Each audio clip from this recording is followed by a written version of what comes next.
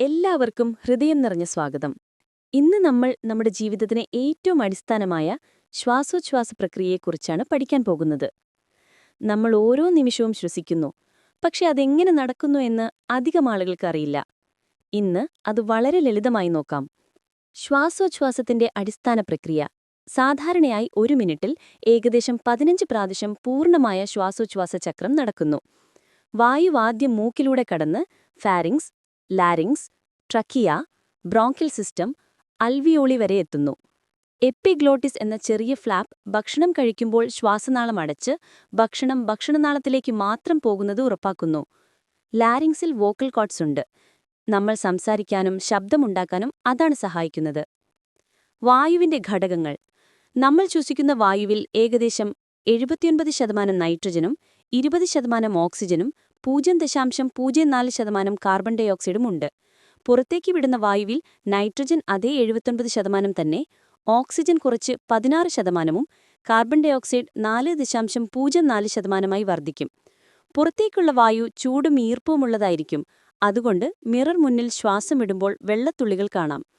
Exhalation വഴി ശരീരത്തിലെ ചൂടിന്റെ 20% വരെ പുറത്തേക്ക് പോകും. റെസ്പിറേഷന്റെ പ്രാധാന്യം. ഓക്സിജൻ ഇല്ലാതെ ജീവൻ അസാധ്യമാണ്. ശരീരത്തിലെ രാസപ്രവർത്തനങ്ങൾക്കായി ഓക്സിജൻ വേണം. അവയിൽ നിന്നും കാർബൺ ഡൈ ഓക്സൈഡും വെള്ളവും വേസ്റ്റായി ഉണ്ടാകും. റെസ്പിറേഷൻ പ്രക്രിയ വായുവിൽ നിന്നും ഓക്സിജൻ ശ്വാസകോശത്തിലേക്ക്, രക്തത്തിലേക്ക്, ശരീരത്തിലെ എല്ലാ കോശങ്ങളിലേക്കും എത്തിക്കുന്നു. 2 തലത്തിലുള്ള ശ്വസനം: ബാഹ്യശ്വസനം, ആന്തരിക ശ്വസനം. ബാഹ്യശ്വസനം ലങ്സിലുള്ള അൽവിയോളയിലും കാപ്പിലറീസിലുമുള്ള വാതകവിനിമയം. റെസ്പിറേറ്ററി മസിൽസ് വായു ലങ്സിലേക്ക് കൊണ്ടുപോകുന്നു. അൽവിയോളയിലെ മതിൽ ഒരു കോശത്തിന്റെ കനം മാത്രം. അൽവിയോളെ ചുറ്റും കാപ്പിലറീസ്, അവയും ഒരു കോശത്തിന്റെ കനം മാത്രം. ലങ്സിൽ 70-80 ചതുരശ്ര മീറ്റർ വരെ സർഫസ് ഏരിയ ഉണ്ട്. വീനസ് ബ്ലഡ്, ശരീരത്തിൽ നിന്ന് വരുന്ന രക്തം, അധികം CO2-ഉം കുറവ് ഓക്സിജനുമുണ്ട്. ഡിഫ്യൂഷൻ വഴി ഓക്സിജൻ ആൽവിയോളയിൽ നിന്ന് രക്തത്തിലേക്കും കാർബൺ ഡൈ ഓക്സൈഡ് രക്തത്തിൽ നിന്ന് ആൽവിയോളയിലേക്കും മാറുന്നു. ഇൻഹലേഷൻ ചെറിയ പോസ്, എക്സ്ഹലേഷൻ. യോഗത്തിൽ ഈ പോസിനാണ് ഏറ്റവും പ്രാധാന്യം നൽകുന്നത്.